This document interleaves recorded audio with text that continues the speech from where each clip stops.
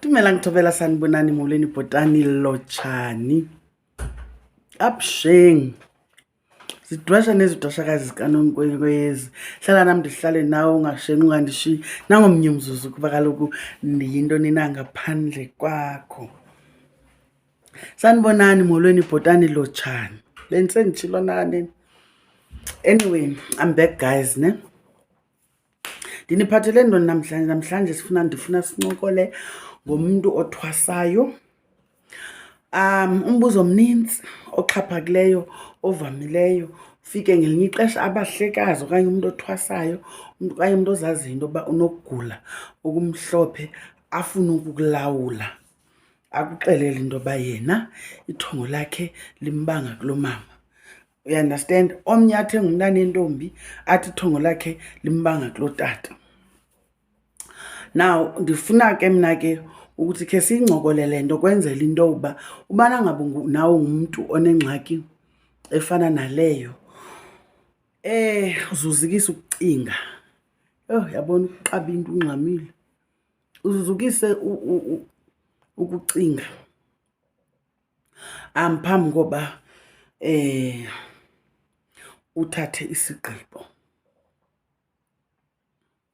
Ndandiba ndiqale ngaphi kodwa masiyiqale ngolu hlobo. Umuntu uzalwa kabini. Umuntu unamakhaya amabini. Umama, intombi iyathathwa yenziwe umfazi, yendiswe. Xa usendiswa uyakhululwa kokwenu nguyihlo wakho.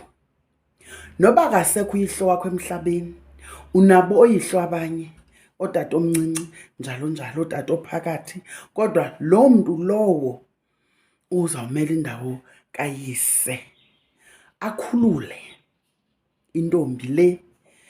Kuphalazwe igazi kuthiwe hamba iye emathileni uyokwandisa umzi. Uyendiswa ke ngoku yokwandisa umzi wamathile. Vele isiNtu siyazi into yokuba lo mntu ungumntu obhinqileyo, unesibeleko. Isibeleko emsebenzi waso kukuthini? Kukufukama. Umntwana ozange esende, ndithetha isiXhosa. Uyayiva ke ngoku? Kodwa uyathathwa lo mntu unesibeleko akhululwe asiwe emathileni. Kuthiwa hamba uyokwandisa umzi wamajwarha. Abantwana bazawuphuma esibelekweni sakho xa uthe wakhululwa kokwenu, kwaphalaza igazi, waze wamkelwa. Masithi ungumamjwarha, uyokwamkelwa emaqwathini, wahlala emva kwecango. Abantwana bazawuhlala esibelekweni sakho iyawusoloko ingabantwana basemaqwathini. Benebango kodwa lobutshana emajwarheni, kodwa isiko labo liphi? Lisemaqwathini. Ngumntu ke lowo onamakhaya amabini, umntwana ozelwe ngolo hlobo. Ze kuthi intombi engakhange yende, intombi engakhange ikhululwe kokwabo uba iyokwenda, kukhona ukuzendisa, ukutshatywa esayina kwamantshi, ukulotyolwa kube kuphelele apho. Yayiva? Ayingomtshato lowo, usengumntana entombi ngoba iprocess yomtshato ayiphelele eloboleni. Ungumntana entombi, ikhaya lakho linye nelikamamakho. Wena usiduko sinye, ukhaya linye. Bakhona abantu abadalwe ngolo hlobo. Isiko lakho likulomama. Abe khona umntu ozalwa ngumama owendileyo, waze umama ngenxa yengqinamba zomhlaba, umama azibone ephuma esiba nonyawo nebatha, aze afumane umntwana. Esemzini amfumanele ngaphandle, esengumfazi wasemaqwathini. Size isibeleko sakhe siyokwamkela imbewu yesende lamatolo. ungumamjwarha yena wendele emaqwathini, isibeleko samkela imbewu yamatolo. Ngowaphi laa mntana? Laa mntana ngowasemaqwathini, ngoba kaloku mhla wakhululwa ukhululwa nguyihlo, wakukhululela emaqwathini, zange akukhululele phi? Ematolweni. Ayizujika kuthanda thina. Mhla kwakusenziwa isiko lokukhupha wena kokwenu, wathunywa kwathiwa iya ephi? Emaqwathini. Wamkelwa phi? Emaqwathini. Zange wamkelwe ngamatolo. Ukukrekreza, ukrekrezela ematolweni akubangeli into yoba umntwana omthweleyo abe ngowasematolweni. Alivumi isiko. Ithi ke ngoku loo nto leyo akho mntu mali uba uyazigodusa apha xa ethwasa ze kuthiwe hayi kuba iyaziwa nangubani into yoba umamakho wakrekreza ngoku uyathwasa funeka ugoduswe usiwe kuyihlo. Akanabango lo wesende. Ibango lomntwana, umntwana ubangwa sisibeleko, akabangwa lisende. Isende lona liyachitha ligqithe. Isibeleko sathunywa phi? Sathunywa emaqwathini. Umntwana ozawuphuma kuso uyawuba ngowasemaqwathini. Noba uyathwasa, isiko lakhe limele uba lenziwe phi? Emaqwathini. Uyise wakhe ngumqwathi, oomalume bakhe ngamajwarha. Ndenza imizekelo ngezi ziduko. Uyayiva ke ngoku? Wena mntu umama wakho ungakhange wenda, uzalelwe kulo mama, isiko lakho lokuthwasa likulo mama. Akho sidingo sakuzigodusa. Masingendisi abazali bethu inkani. Umama kho khange ahlale emva kwecango.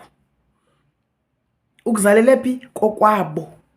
Kangoku uzawuqwalasela into yoba abantwana abazalwa kwi-generations zoomama bethu, umntu uthi mama athi tata kutamkhulu nakumakhulu, babesithi sisi koomama babo. Umama okuzalayo uba ngusisi wakho, uba ngudadewenu. Uyayiva ke ngoku? Ngoba kaloku oobrother bakhe ngoomalume bakho. Uyayibona laa nto? Uthi mama uthi tata kutamkhulu nomakhulu ngoba ngabo abazali bakho as guardians ngokwesiko. So isiko lakho liphi? Lilapha kulo mama.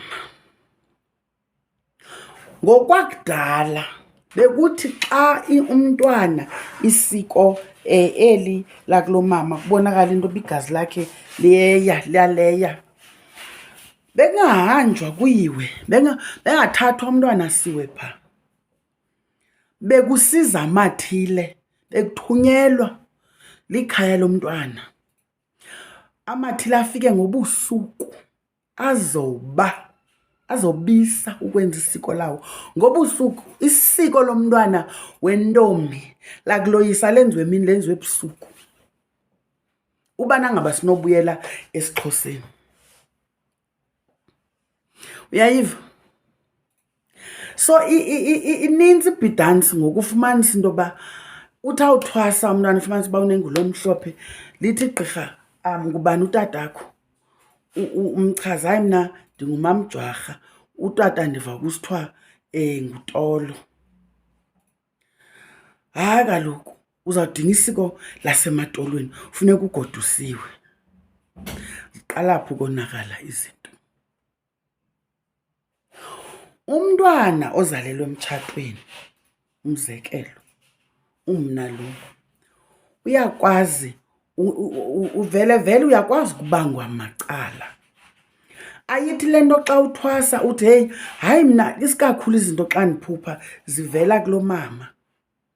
Ngoku umama etshatile, ngoku ithi loo nto leyo kufuneka isiko lakho liyothini? Liyokwenzelwa kulo mama. Ngoku si-undermine elaa siko lokukhutshwa kamamakho eyokwamkelwa emathileni. andamane ukwenda kukamamamakho, siyamkazana ngoku.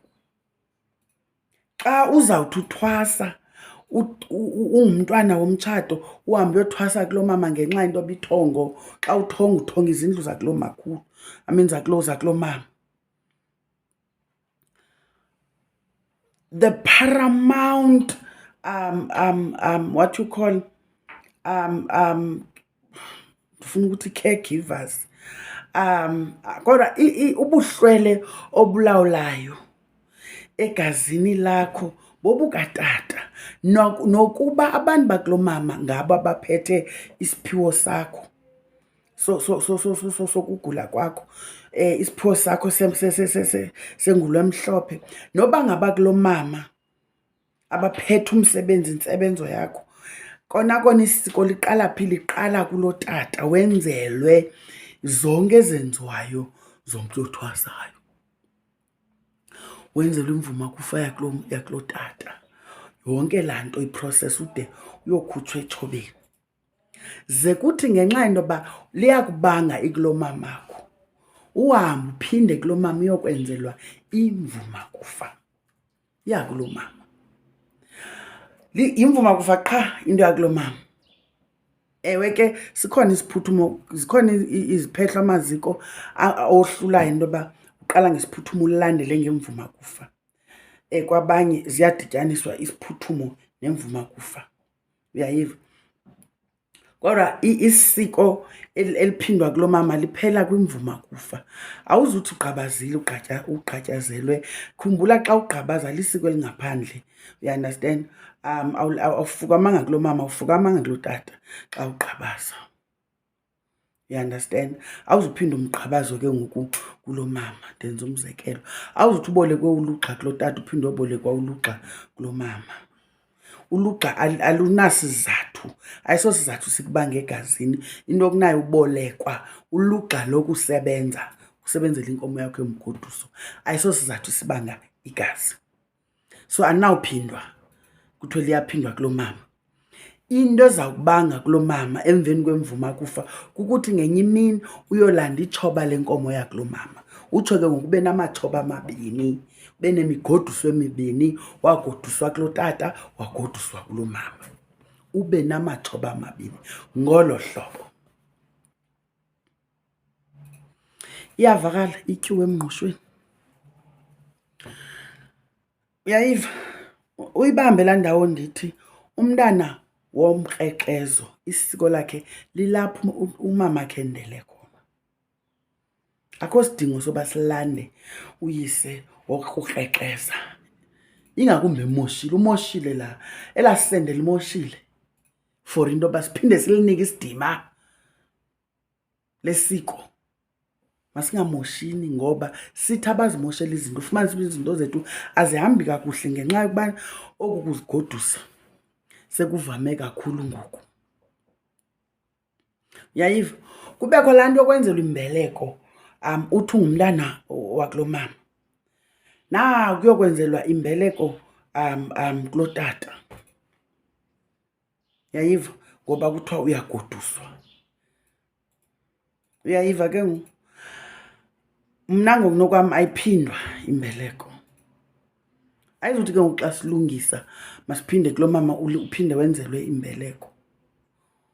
Unoske wenzelwe intambo enkulu ukuze ukwazi ugqitha unyuke namasiko okugula. Sithetha ngumntu othwasayo ke ngoku. Andazi ke noba ndivakele na.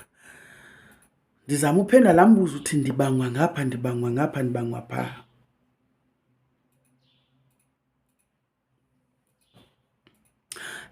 Uba ukhona umbuzo sawubuzana mos phaa kwi-comments, ofuna ke ngoku i-consultation, uyaqhubekeka ke senje uba enze indlela into yoba afumane i-consultation. Ndisekhona eLone Hill in Johannesburg for the next few days, or online readings. Inumber, guys, this is another thing. Ifowuni yam le niyiqhelileyo ikhona ingxaki nayo isalungiswa, that 073 number. I can't access any messages kuyo, uyaunderstand. Kudala ndiyizama, isahoyiwe ke ngoku, uyabo. Ngoku nindifumana ku-071 345 9270, 071 345 9270. Umntu ondifunayo uyawundifumana ngolo hlobo. Otherwise, let's end it here right now. See you on the next one. Ta-da!